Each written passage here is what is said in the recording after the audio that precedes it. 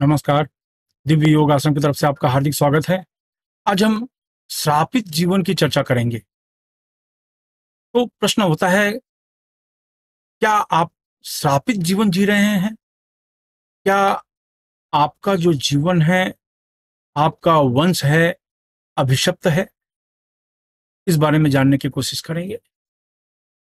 कहने का मतलब ये है कि अगर श्रापित जीवन के साथ जी रहे हैं, एक अभिशप्त जिंदगी जिसको कहते हैं, इसमें कितना भी अच्छा कार्य कर लें, कितना भी आप दान दक्षिणा कर लें, कितना भी अच्छे मन से लोगों की सेवा कर लें, लेकिन आपकी जिंदगी में, आपके जीवन में कोई बदलाव नहीं आ पाता।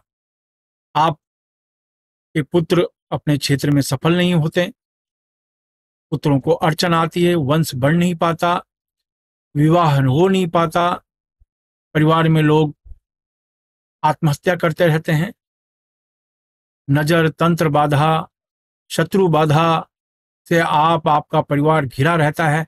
हर आदमी आपके पैर खींचने के चक्कर में पड़ा रहता है। यानी चारों तरफ जो दिखाई देते हैं वो तो शत्रु ही हैं। जो नहीं दिखाई देने वाले जो शत्रु होते हैं वो बहुत भयंकर माने जाते हैं। कहने का मतलब है, चारों तरफ से आपका जो जीवन है वो एक हादसों से भरा हुआ जीवन हो जाता है। कुछ भी अच्छा कार्य कर लो, नहीं हो पाता। इससे पूरे परिवार में क्लेश, विवाद, चिंता, तनाव, डिप्रेशंस, ये सब शुरू हो जाते हैं और फिर एक आत्महत्या का दौर शुरू हो जाता है, क्राइम करने का दौर शुरू हो जाता है, अपराध करने का दौर शुरू हो जाता है। इस तरह की चीजें शुरू हो जाती हैं। तो अभिशप्त जिंदगी क्या आप जीना चाहते हैं? क्या श्रापित जिंदगी जीना चाहते हैं? यही एक प्रश्न है। कौन चाहता है ऐसा जीवन जीना? कोई नहीं चाहता। कहने का मतलब है, आप अच्छा करें तो भी बुरा ही होगा। आपके कामों से, आपके हाथों से जो भी काम हो रहे हैं सब उल्टे होने शुरू हो जाते हैं, उसका उल्टा परिणाम आना शुरू हो जाता है। इस तरह की चीजें शुरू हो जाती हैं।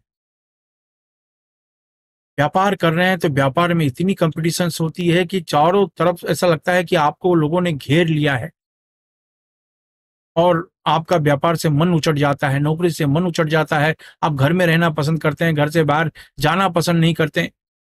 ऐसे लोग कई कई दिन नहाते भी नहीं। कहने का मतलब एक ही कमरे में पड़े रहते हैं, एकदम मंद, एक सुस्त जीवन, ऐसा जीवन जीते हैं। ये जीवन से आपका अगला समय जो होता है, आने वाला जीवन प्रभावित होता है। अगर इस तरह की जिंदगी आप जी रहे हैं तो यानी नुकसान पे नुकसान, नुकसान पे नुकसान, नुकसान पे नुकसान, यही होता चला जाता है। इनसे बचना बहुत जरूरी है। आमतौर पर आपकी कुंडली में शनि और राहु साथ में है तो एक श्रापित दोष लगता है। आपकी कुंडली में शनि और राहु, ये दो ग्रह साथ में हैं तो श्रापित जीवन का दोष लगता है। यानी ये माना जाता है आपके द्वारा जाने अनजाने कोई गलती हो गई हो, आपके माता पिता के द्वारा, आप उनके माता पिता के द्वारा, उनके माता पिता के द्वारा, आपके जो पूर्वज हैं इनके द्वारा किसी को कोई ऐसा नुकसान हुआ हो और जो कि इनोसेंट रहा हो, निर्दोष रहा हो, उसको नुकसान हुआ हो। और जब उसको नुकसान होता है, एक अंतरात्मा से श्राप निकलता है। अगर वो ब्राह्मण कुल का है, अगर वो आध्यात्मिक कुल का है, अगर वो अध्यात्म क्षेत्र में है, या वो ब्राह्मण हो, तो ऐसे लोगों का जो श्राप है बहुत ही ज्यादा लगता है, अगर वो व्यक्ति निर्दोष है तो।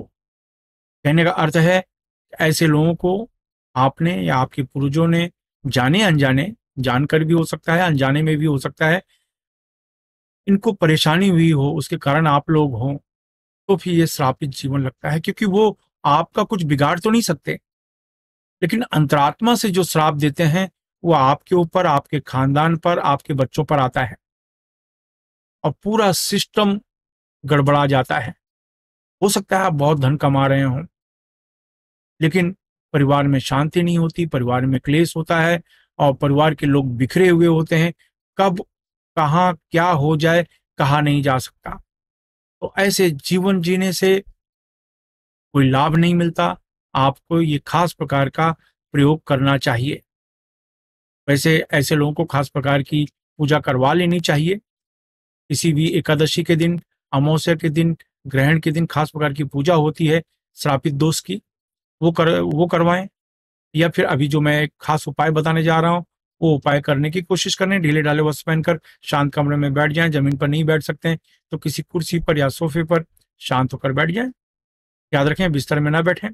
ये प्रयोग किसी भी अमावस्या, ग्रहण, एकादशी या कृष्ण पक्ष की त्रयोदशी को किया जाता है। किसी भी ग्रहण, अमावस्या, एकादशी या कृष्ण पक्ष की त्रयोदशी को किया जाता है और इसका जो समय होता है सूर्यास्त के बाद, सूर्य अस्त होने के बाद ये प्रयोग किया जाता है। आपको करना क्या होता है, इसमें किसी की फोटो रखने की आवश्यकता नहीं है।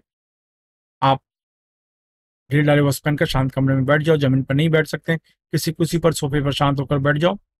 अब यहाँ पर आपको सूर्य मुद्रा लगानी है। ये देखिए, ये जो सूर्य की उंगली को इस तरीके से दबा देना है, सूर्य मुद्रा लगानी है। ये देख लीजिए, ये देखिए, ये इस तरीके से ये उंगली को दबा लेना है। सूर्य की उंगली को दबा के इस तरीके से हाथ रखना है और हाथ रखने के बाद आगे चक्र पर ध्यान दें। 10 बार प्राणायाम करें, यानी ऐसे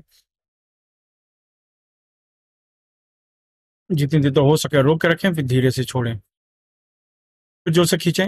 इस तरीके से आपको 10 बार प्राणायाम करना है। ये मुद्रा लगाकर, याद रखें, ये सूर्य की उंगली है, इसको इस तरीके से दबाते हैं तो इस तरीके से हाथ रखें, ऐसे ऐसे रखें। ये देखिए, ऐसे दिखेगा, ऐसा रखें।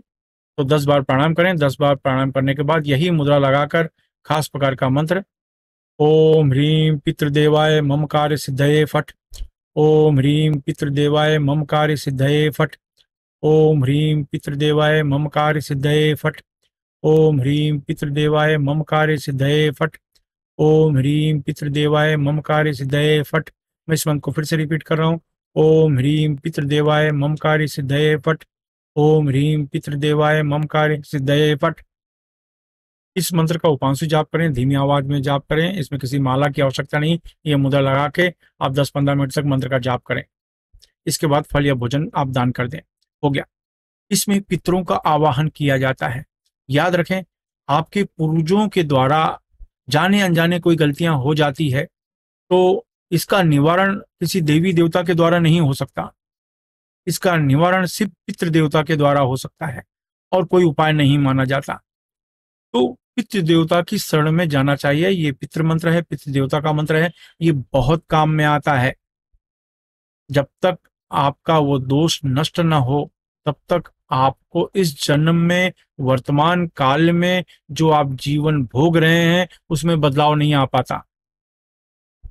अगर उसमें बदलाव चाहिए, आपके पितृ आपके ऊपर खुश होना चाहिए।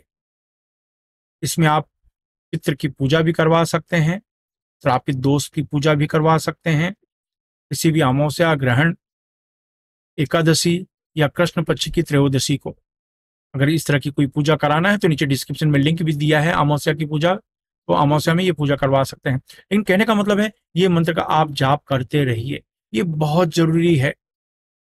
और आपके लिए ये होता है कि आपके जो प्रथम देवता माने जाते हैं वो पितृ माने जाते हैं। फिर अगर आप श्रापित जिंदगी जी रहे हैं, जो मैंने सिम्टम बताए हैं उस तरीके की जिंदगी आपकी है, तो आपके प्रथम देवता पितृ माने जाते हैं। यानी सुबह उठकर अपने पितरों को नमस्कार करो, आंख बंद करके इमेजिन करो कि मेरे जितने भी पूर्वज हैं मुझे आशीर्वाद दें। बस आपको और कुछ बोलने की जरूरत नहीं है। बस ये एक 4-5 सेकंड का टॉपिक है, ये करें, फिर किसी देवी देवता की पूजा करें, वो चल जाएगा। जब तक आपका श्रापित जीवन नष्ट नहीं होगा, वो कष्ट दूर नहीं होगा, वो दोष दूर नहीं होगा, तब तक आपके ऊपर कष्ट बना रहता है। आपका वंश तरक्की नहीं कर पाता, वंश बढ़ नहीं पाता, इसमें बहुत अड़चन आती रहती है। तो ये प्रयोग आप करें और इससे आपको बहुत लाभ मिलेगा और ये आपको करते ही रहना चाहिए। ये प्रयोग करते रहना चाहिए बीच बीच में। और इसका करने का जो दिन है, अमावस्या, ग्रहण और रवि पुष्य नक्षत्र, एकादशी और कृष्ण पक्ष की त्रयोदशी, इन दिनों में सूर्यास्त होने के बाद ये प्रयोग कर सकते हैं आप। ठीक है, इसका लाभ उठाइए। अगर लाभ मिलता है तो किसी दूसरे की बिना स्वार्थ के मदद अवश्य करें। धन्यवाद।